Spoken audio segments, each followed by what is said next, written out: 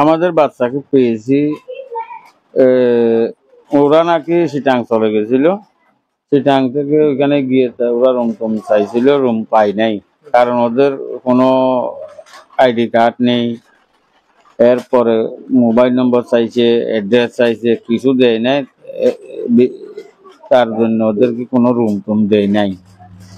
না দেওয়ার পর ওরা কোথায় থাকবে?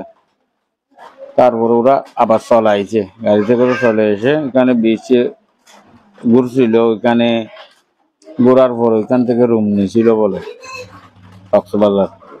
রুম নেওয়ার পর ওইখানে ওনাকে অ্যাড্রেস খাওয়ার পরে টাকা টুকা নিয়ে বলতেছে যে তোমাদের নাম্বার দাও, তারপর অ্যাড্রেস দাও, না হয় এখন পুলিশ আসবে। পুলিশের বই ওরা ওখান থেকে আবার চলে এসেছে।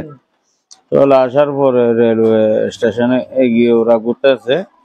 ঘোরার পরে রাত যখন গভীর হয়েছে, তখন ওরা নাকি আমার বাগিনা একটা বাংলা বাজারে যেটা ছিল ইমন, ওদের বাসায় চলে গেছে।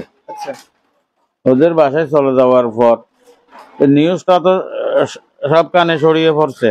বলতে গেলে অনেক চেষ্টা করার পরে ওরা সব চেষ্টা করেছে, প্রশাসন আর সাংবাদিক ভাইরা যথেষ্ট পরিমাণ হেল্প করেছে। তাদের হেল্পের জন্য বাচ্চাগুলোকে ফিরে পেয়েছি আল্লাহর অশেষ মেহেরবানিতে, আর মানুষের দোয়া ছিল। ধন্যবাদ দেশবাসীকে, কারণ ওরা আমার জন্য অনেক দোয়া, ওদের দোয়া আছে বলেই আমার বাচ্চাদেরকে আমি সুসন্ধানে সহি সালামতে ফিরে পেয়েছি।